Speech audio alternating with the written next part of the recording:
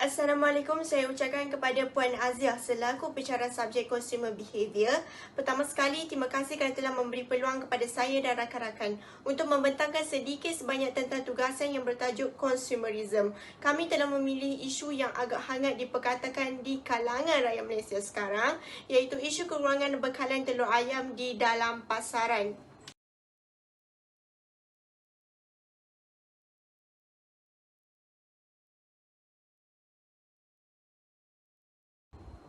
Pertama sekali, saya akan memperkenalkan diri saya. Nama diberi Nordini Felicia binti Zainuddin. Nombor pendaftaran 03 DPR 20F2058. Saya juga akan membentangkan tugasan ini bersama 4 orang lagi rakan saya, iaitu Nur Akilah Auni binti Zulasri, Nur Alatira binti Abdul Kadir, Megat Muhammad Ilham bin Kamarul Asri dan Muhammad Irfan bin Abdul Rahman. Pengenalan, Malaysia sedang mengalami inflasi yang tinggi kerana didorong oleh permintaan dalam persekitaran deposit yang tinggi ketika ini. Jadi kebanyakan barang di dalam pasaran berkemungkinan akan mengalami kenaikan harga atau kekurangan bekalan di dalam pasaran. Barang yang telah mengalami kekurangan bekalan ialah barang asas seperti telur, minyak dan ayam. Tekanan inflasi mencerminkan gabungan tekanan kos yang meningkat, khususnya untuk barangan berkaitan makanan serta keadaan permintaan yang kukuh.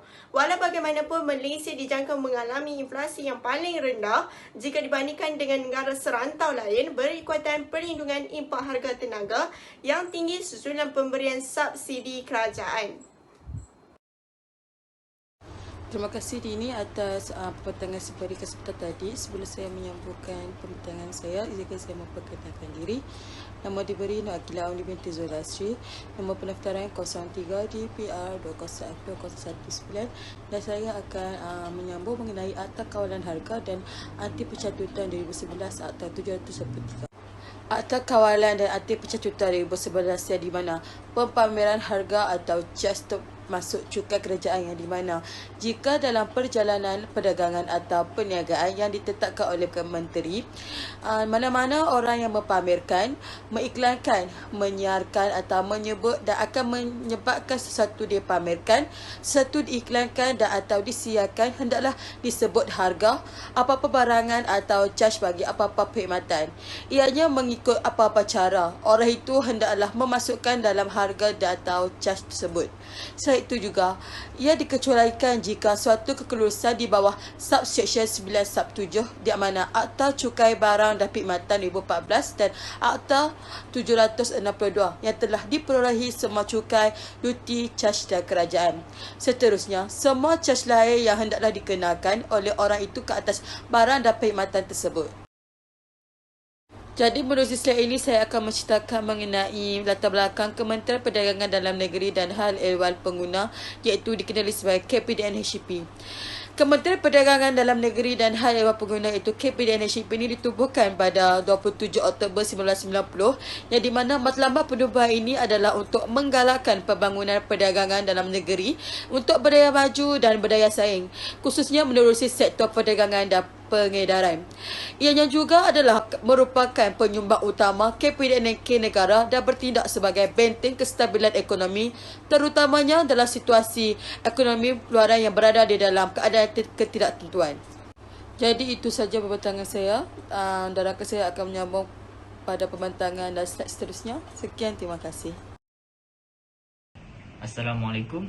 Nama saya Muhammad Irfan bin Abdul Rahman dan nombor matrik saya 03 DPR 20F2073. Saya akan menyambung pembentangan pada hari ini iaitu mengenai kekurangan bekalan telur ayam di pasaran. Fungsi KPDN-HEP tentang perdagangan dalam negeri. Poin yang pertama, membangunkan peluang perniagaan dan kedudukan sosio-ekonomi warga negara Malaysia melalui profil pemborong dan peruncit. Contoh lain seperti franchise, jualan langsung dan sektor hiliran petroleum. Poin yang kedua, menentukan dan memantau harga barangan keperluan. Hal ini untuk mengenal pasti harga barangan naik ataupun turun. Dan yang terakhir, mengawal jualan dan pengedaran barangan seperti petroleum dan produk petrokimia. Fungsi KPDN-HCP yang kedua ialah koperasi untuk melaksanakan projek dan program pembangunan dan menjalankan latihan dalam sektor koperasi. Fungsi akhir yang ketiga KPDN-HCP ialah kepenggunaan. Terdapat 2 poin yang boleh saya simpulkan, iaitu menjalankan program pendidikan pengguna dan meningkatkan program kesedaran dan perlindungan pengguna. Hal ini untuk menggalakkan dan membantu gerakan kepenggunaan. Itu sahaja pembentangan saya pada hari ini. Sekian, terima kasih. Assalamualaikum kepada Puan Aziah, pensyarah subjek Consumer Behaviour. Nama saya Muhammad Ilham bin Kamrul Asri, nombor matriks 03 DPR 20F 2067. Sekarang saya akan meneruskan slide yang seterusnya, iaitu peranan Persatuan Pengguna Kedah atau lebih dikenali sebagai KIK. Yang pertama, menerima dan merekodkan aduan. Yang kedua, membuat analisa dan penilaian terhadap aduan yang diterima. Kemudian, membantu menyalurkan aduan kepada pihak yang bersesuaian seperti agensi kerajaan, pengeluar, pengedar dan penjual. Seterusnya, menjalankan perundingan antara pihak pengadu dengan pihak yang dituntut. Menyalurkan maklumat, analisa dan penilaian kepada pihak kerajaan dan umum. Dan akhir sekali, memberi hikmat nasihat. Kemudian, pandangan Persatuan Pengguna Kedah KIK tentang isu ini, iaitu kekurangan bekalan telur di pasaran di beberapa daerah di Kedah dipercayai berpunca daripada jumlah telur yang dihadkan kuota oleh pemborong kepada peniaga. Pengerusi Persatuan Pengguna Negeri Kedah KIK, Muhammad Yusrizal Yusof berkata, masalah tersebut dikesan sejak 2 minggu lalu selepas menerima banyak aduan daripada pengguna yang merungut ketiadaan telur di pasaran. Hai, Assalamualaikum. Saya Nur Aliatira binti Abdul Kadir, nombor matrik 03 DPR 20F 2028. Saya akan teruskan dengan kos peternakan ayam yang terlalu tinggi akibat kekurangan bekalan telur ayam.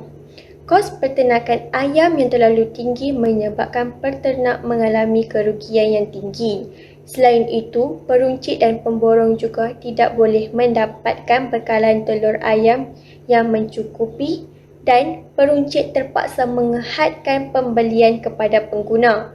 Penternak juga tidak dapat menaikkan harga kerana mematuhi kawalan harga yang ditetapkan oleh kerajaan.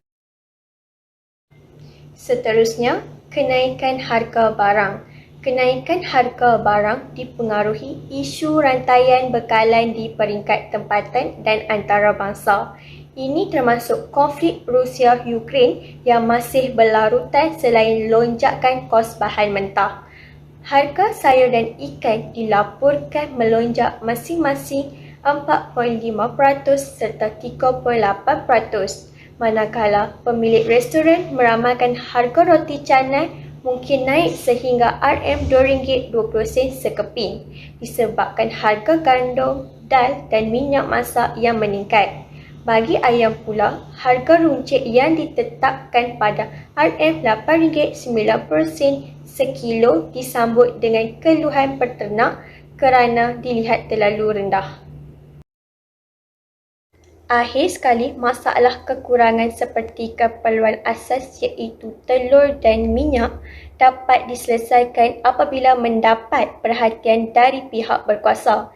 Ini dapat menjaminkan bekalan di dalam pasaran cukup bagi memenuhi permintaan pelanggan. Kerajaan terpaksa mengambil beberapa langkah drastik seperti menghentikan ekspor ayam, memasukkan permit import ayam, menaikkan harga shilling ayam serta menyediakan subsidi kepada penternak ayam.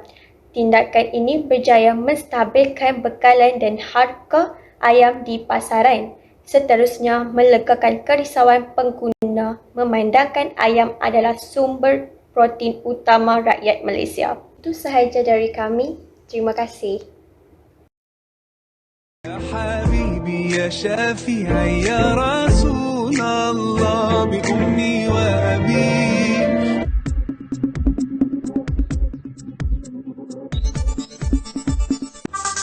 Assalamualaikum dan salam sejahtera. Ini berita semasa bersama saya Dini Falisha. Pasukan Jihad Tangani Inflasi mengakui tidak dapat mengambil tindakan segera berhubung isu kekurangan bekalan telur serta peningkatan harga ayam sejak kebelakangan ini.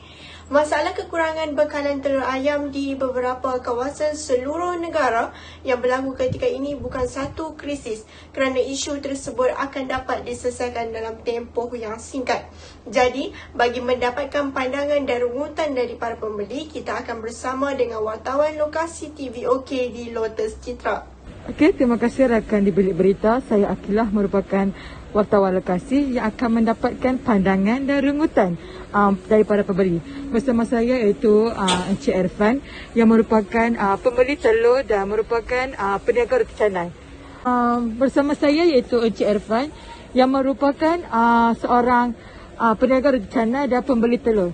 Okey, Encik Irfan, apakah pandangan Encik Irfan mengenai isu kekurangan bekalan telur dan kenaikan harga telur di pasaran kini?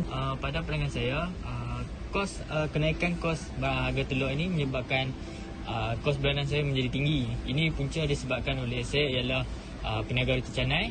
So, telur ini menyebabkan saya perlu menaikkan harga sebiji telur daripada RM2.50 kepada RM3. So, saya juga mendapat rungutan daripada pelanggan kerana kenaikan harga yang saya berikan kepada pelanggan. Terima kasih Encik Irfan atas pandangan yang anda berikan sebentar tadi. Seterusnya, saya akan mendapatkan pandangan dari pekerja Lotus sendiri tentang bagaimanakah pengurusan stok telur ayam di Pasaraya Lotus ini. Sama saya sekarang iaitu Cik Alia yang merupakan pekerja Lotus di Lotus Citra ini. Okey Cik Alia, bagaimanakah pengurusan stok ayam di Lotus di Pasaraya Lotus Citra ini? Kami sedia maklum dengan isu bekalan telur ayam yang berkurangan di pasaran, tetapi kami hanya orang tengah yang hanya menjual dan untuk mendapat keuntungan. Kami telah memberitahu pembekal untuk menambah stok bekalan telur ayam, tetapi disebabkan kekurangan bekalan telur ayam dan kenaikan harga, para pembekal tidak dapat untuk menghantar lebih telur ayam kepada kami kerana dan kami memerlukan memberi kuantiti yang terhad kepada para pembeli. Okey, terima kasih Cik Alia atas penjelasan yang diberikan sebentar tadi.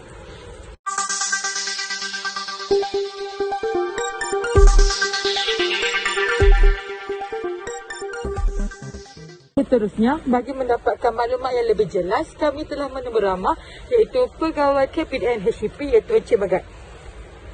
Okey, selamat pagi Encik Magat. Selamat pagi. Okey Encik Magat, apakah pandangan dan tindakan yang bakal diambil mengenai isu kekurangan bekalan telur ayam di pasaran kini? Bagi isu ini, pihak KPDN HCP tidak dapat menangani masalah ini dengan segera dalam caretaker government. Justru kami memohon kerjasama semua pihak supaya tidak menambahkan lagi masalah terutama dalam tempoh beberapa minggu ini. Kerajaan juga sudah meluluskan tambahan kuota pengeluaran telur ayam bagi menangani kekurangan bekalan telur ayam yang dilaporkan berlaku di beberapa kawasan. Namun, apabila pegawai kami turun ke lapangan dan menjalankan siasatan mendapati disebabkan masalah teknikal. Contohnya, kos tinggi untuk menternak ayam, harga dedak ayam meningkat yang mengakibatkan penghantaran telur ayam menjadi lewat, serta pesanan yang tidak dibuat mengikut masa yang sepatutnya.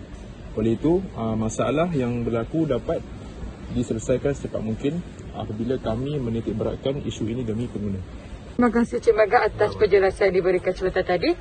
Sampai di sini saja mengenai di wartawan lokasi.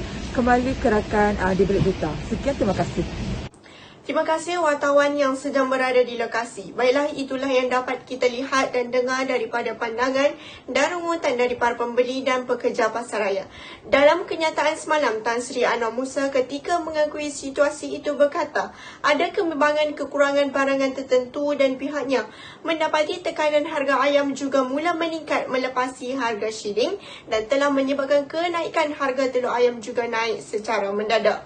Pihaknya memandang serius tentang hal ini dan akan membuat tindakan yang sewajarnya.